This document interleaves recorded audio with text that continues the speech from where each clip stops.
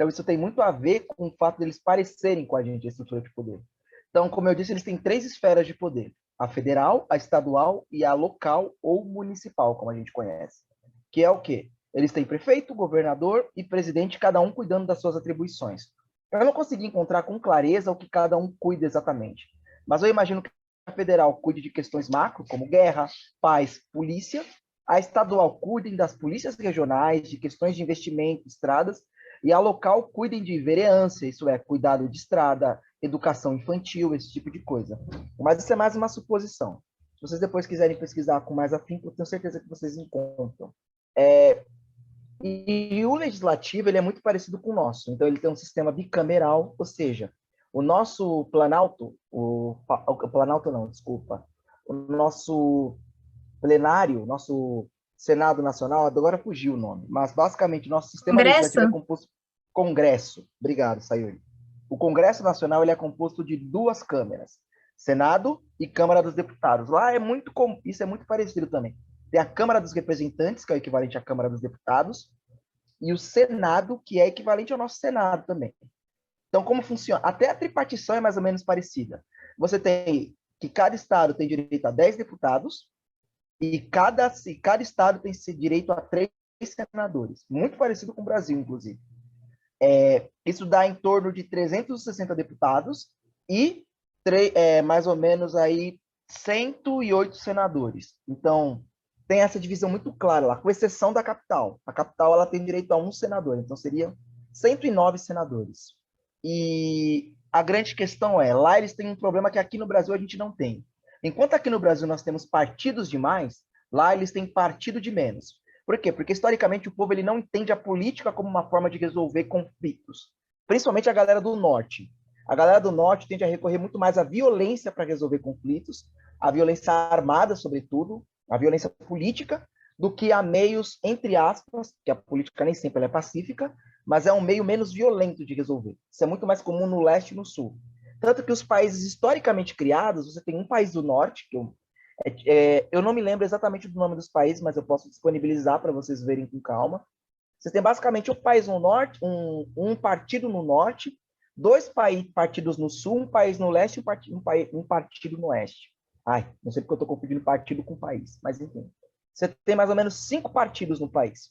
Enquanto no Brasil nós temos 36 partidos, lá eles têm 5 e estão lutando para criar mais 2. Para quê? Para resolver essas tretas regionais e tentar trazer tudo para o campo da política. Mas, opa, acabou passando, mas não sabemos se isso vai dar frutos. Até aqui não tem dado. Por mais que o governo tenha interferido diretamente para criar isso, ainda não deu frutos. E agora vamos para o tópico mais sensível, que eu sei que é o que mais interessa a vocês. A religião na Nigéria. Espera só um instante. Eu preciso ver uma coisa aqui rapidinho, mas eu já volto, tá? Vou ver se eu consigo mutar meu microfone. Saiu, você pode mutar meu microfone um instante, que eu não estou conseguindo? Consigo sim. Já tá montado. Muito bom.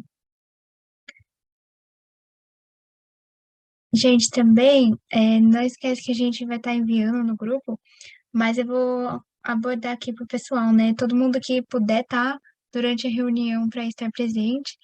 Agora começamos um pouquinho mais tarde, tem a Jaine, a primeira reunião dela.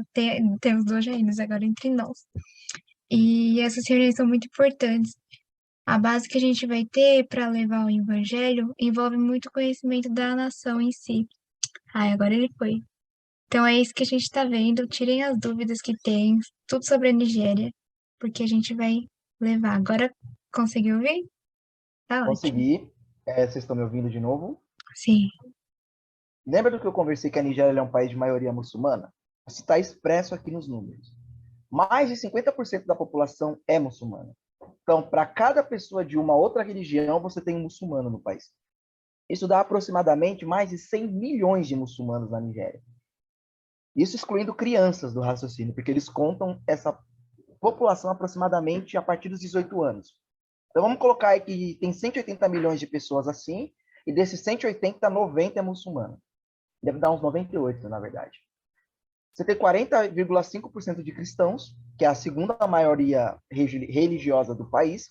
E lembra que eu expliquei para vocês que eles estão concentrados em 2 polos? No norte e oeste você tem a galera que é muçulmana, e no sul e no leste você tem os cristãos. E isso claramente divide o país. Você vê uma diferença clara, é como duas Nigérias. E todo mundo que viaja para lá vai sentir isso. Se você vai para Lagos, inclusive muitos pensam que é a capital, mas não é, tipo Rio de Janeiro no Brasil, que é uma cidade muito famosa, mas não é a capital, mas já foi, você vai ver que lá você tem uma cultura diferente da galera do norte e do oeste, uma cultura muito mais ligada à democracia, valores ocidentais. Isso, inclusive, vai culminar, eu não pus nos slides, mas isso vai culminar na criação do Boko Haram no final ali dos anos 2000. Vai culminar na criação deles porque eles são justamente esse povo que acredita na Sharia e não acredita numa solução pacífica para os problemas. Eles recorrem à violência como forma de resolver questões religiosas.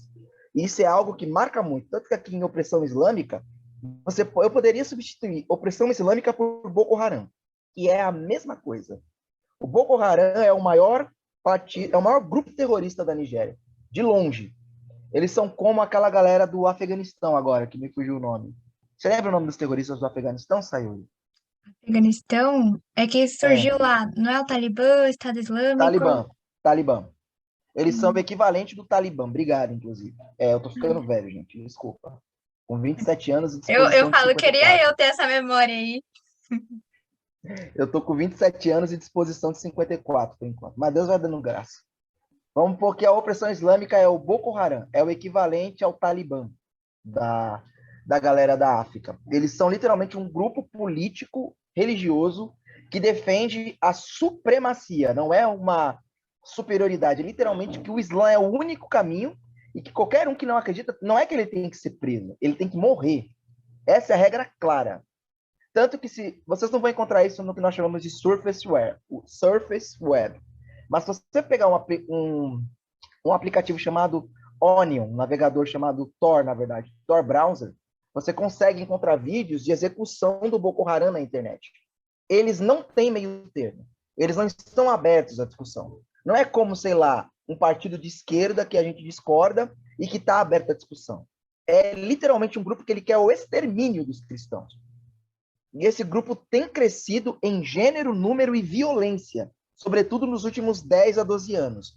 É um grupo que se expandiu e está se expandindo constantemente sobre a África. E ele não só interfere na esfera da violência, ele também molda o debate público. Não se enganem achando que é só um grupo que o povo rechaça. Muito pelo contrário. Como eu disse, a Sharia ela é uma coisa muito aceita dentro da Nigéria. Por mais que você tenha 40% de cristãos, a maior parte é muçulmana. E, portanto, a maior parte tende a concordar, mesmo que não totalmente, mas tende a concordar em partes com Boko Haram, com parte do argumento deles. De que a Nigéria é muito ocidentalizada, de que por conta disso a Nigéria está se perdendo, ela está deixando de ser um país muçulmano e está virando um país ocidental, herege, que eles chamam, um país que vai contra tudo que o Corão defende. Então, tem uma defesa muito religiosa alicerçada no discurso do Boko Haram, e isso está ganhando muito espaço público na Nigéria. Tanto que tem grupos étnicos, vocês podem até pesquisar com mais calma depois. Você vai ver que tem grupos étnicos inteiros que compram a Sharia. Como eu não posso falar que os Hausas em sua totalidade seguem o Islã, mas uma boa parte dos Hausas estão diretamente ligados ao movimento do Islã. Os pastores de Cabra Fulani também são grupos que eles diretamente participam nessa violência, que é tanto a opressão islâmica quanto a hostilidade etno-religiosa. Que aí é o outro lado da moeda, que são esses 2,7% de pessoas que seguem as crenças nativas da Nigéria, xamanismo, tribalismo, e hostilizam os cristãos. Isso é muito mais comum no oeste, inclusive. Não tem tanto nem no leste, nem no sul. Isso fica muito comum nessa galera do oeste. Aí. E aí, vamos lá. As outras coisas são comuns de países que têm democracias falhas, que é paranoia ditatorial, ou seja, a qualquer momento pode ter um novo golpe de Estado, corrupção, que é comum até no Brasil, quem dirá lá, e crime organizado, que no Brasil e na América Latina é muito forte, e lá também é. Tanto que, se vocês pararem para ver, todo o tráfico de drogas que vem para o Brasil, em grande medida, vem desses países. Nigéria, Níger, Chad, as pessoas vêm de lá, param no Brasil e vão ou para os Estados Unidos ou para países como o México. O Brasil é o principal ponto de escoamento dessas drogas. E essas drogas vêm muito de lá. A cocaína vem muito de lá, por incrível que pareça, porque lá tem muitas plantas que são capazes de serem usadas no refino disso. não só a coca, mas você tem a própria papoula, que é uma planta que tem propriedades alucinógenas também. Então, sei que parece que estou dando uma aula de química, mas não é. Só para vocês entenderem que tem esse elemento também, dentro da esfera e da cultura islâmica. Aliás, da cultura muçulmana. Opa! Da cultura nigeriana. A palavra até fugiu.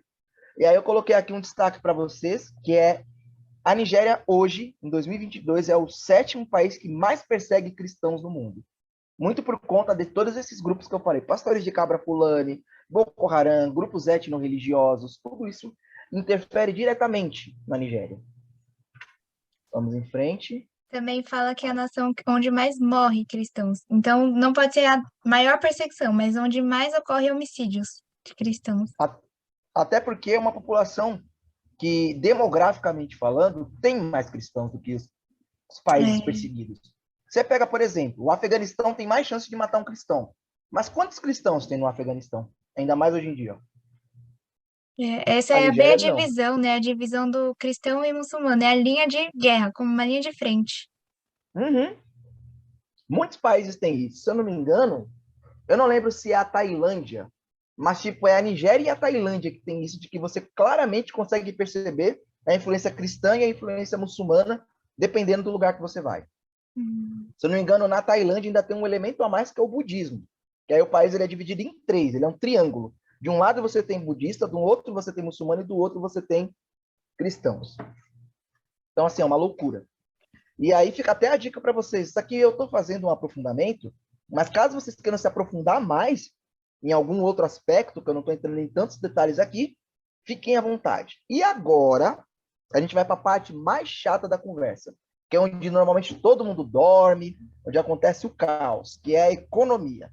Mas é importante a gente entender para saber com que a gente está lidando também. Esses são os indicadores da Nigéria. É como a Nigéria se comporta. Eu não consegui encontrar dados muito recentes, eu admito. Eu encontrei muitos dados de 2014 e 2017. Então, isso aqui marca como o país está seguindo. O PIB, ele é como eu disse para vocês, é tudo que o país produz. E o que ele mostra? Se um país ele está crescendo ou diminuindo e o quanto ele está crescendo. Então, por exemplo, crescimento real do PIB. Real do PIB significa que aqui eles já colocaram inflação e imposto. Então, significa que a Nigéria ela continua crescendo a taxas muito grandes, se você olhar com calma.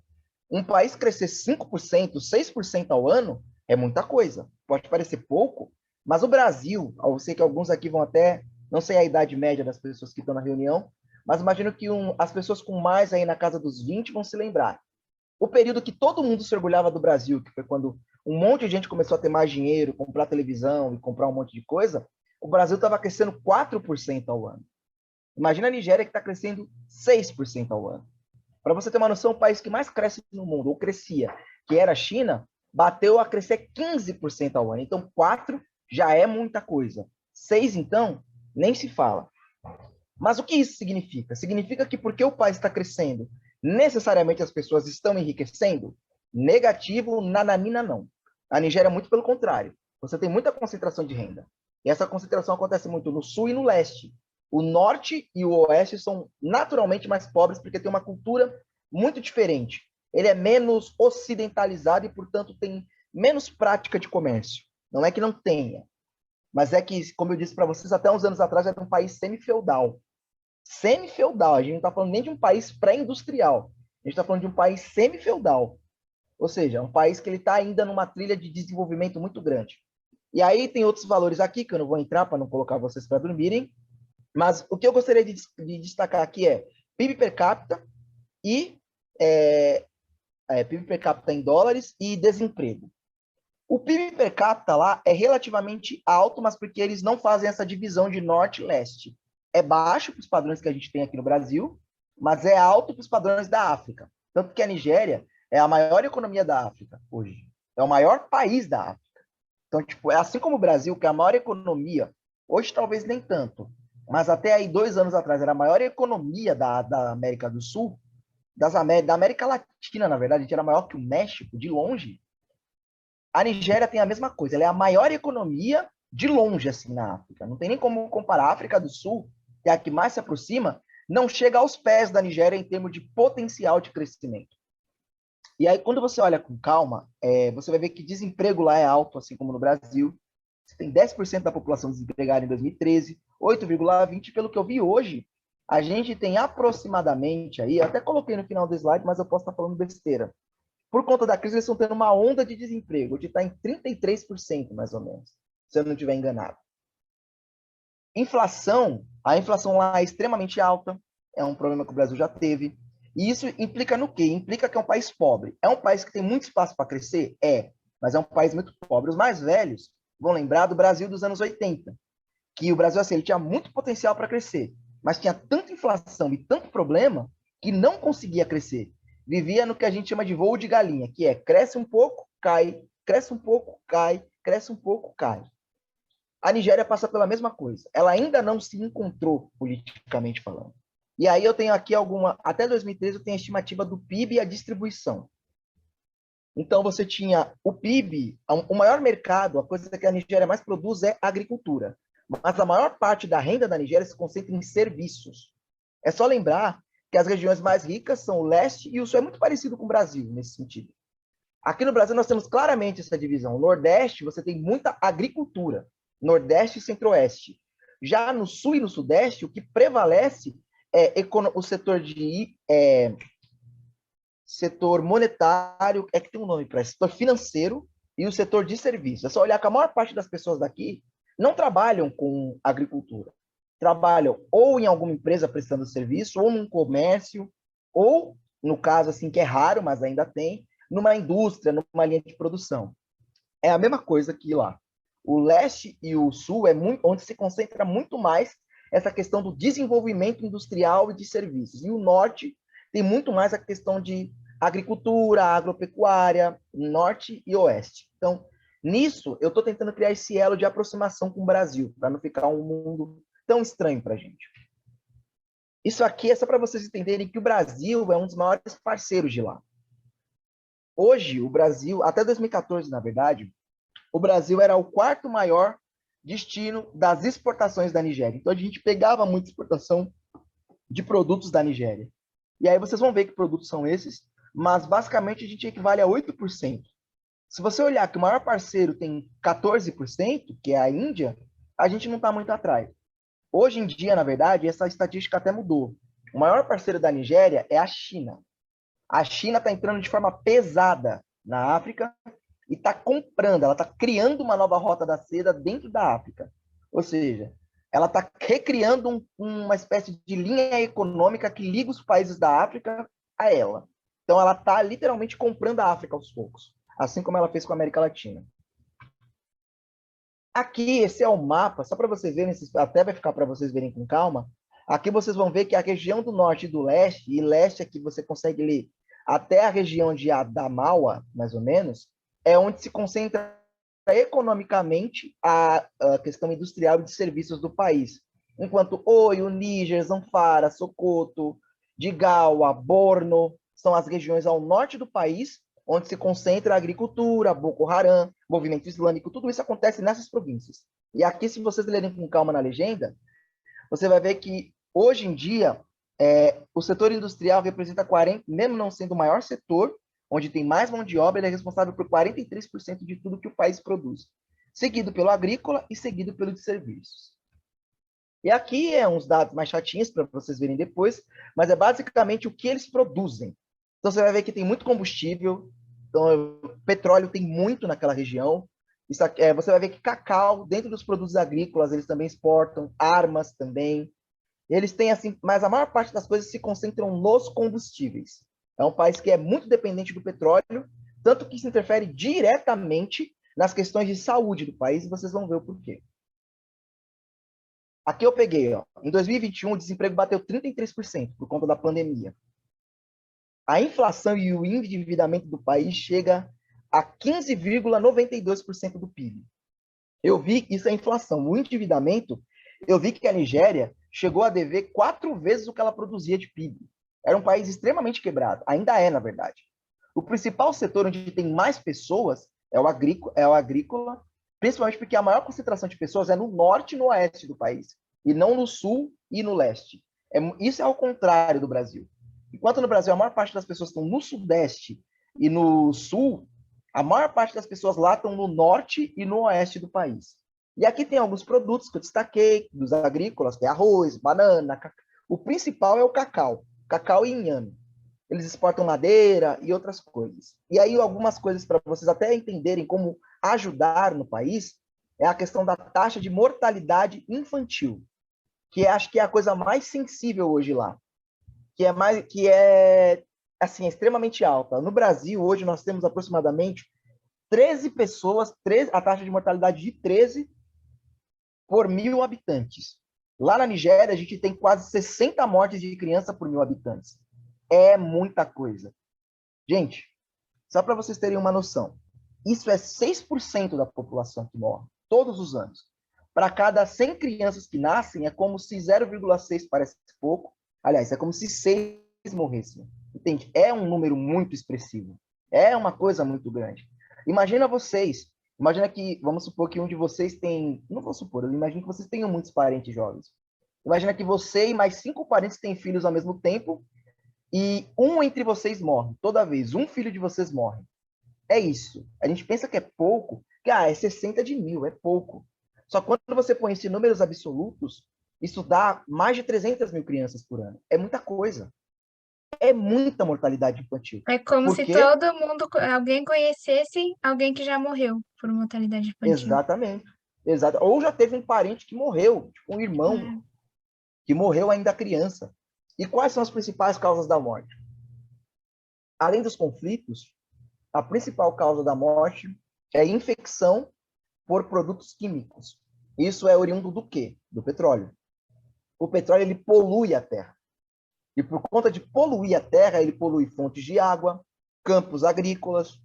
Isso leva a um envenenamento das mães e dos bebês. Se a mamãe tem o leite materno é envenenado, o que acontece com a criança? Envenenamento por tabela. Então é a coisa que, desculpa, é a coisa que mais gera morte na Nigéria. Junto com outras questões que são comuns à África, como desnutrição, doenças oriundas da falta de vacinação e etc.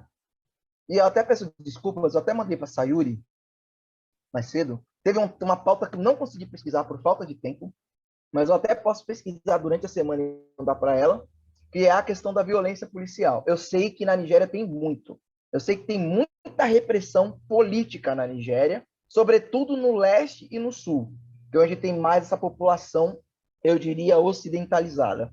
Tem muito. Não é que não tenha no norte, mas é que a violência no norte ela tem esse caráter religioso. Essa violência policial e militaresca acontece muito mais no sul, sudeste, ali sul-sudeste, e na região leste do país. Então, deixa eu até confirmar. Acredito que da minha contribuição seja isso. E agora eu vi que vocês mandaram algumas coisas no chat, eu vou ler para ver se tem alguma pergunta. Mas fiquem abertos para perguntar. A Cássia, a Jaine, que estão tem vindo com a gente. Que esse é muito bom, até a abordagem, né? Porque quando a gente está falando aqui do povo house em si, mas quando você deu e trouxe essa visão macro, é algo que a gente pode pegar desde o início. Esse povo, ele não surgiu do nada, né? Como Jesus e o próprio Deus, ele conhece os povos desde o início. Aí você lembra Jonas, né? Jonas, ele foi evangelizar o povo e no coração dele ele não queria, na verdade. E aí você vê que ele mesmo, Deus falou, mas eu conheço esse povo desde que eles foram criados por mim, desde sua história. Então é como a gente tá falando o evangelho para um povo que a gente não conhece, nunca viu. Mas imagina o próprio Deus que sempre viu esse povo, as dificuldades desse povo, como eles vivem. Então é algo que a gente se compadece porque a gente conhece a realidade deles, né? Não é algo que está à parte de nós, a ponto. A gente até viu alguns pontos que a gente toca aqui, né? No Brasil e Nigéria. Algumas coisas em comum, só que pesando outros pontos da balança, acaba sendo que a gente tem que dar graças a Deus acerca da liberdade para nós aqui, ainda enquanto temos, né, a liberdade.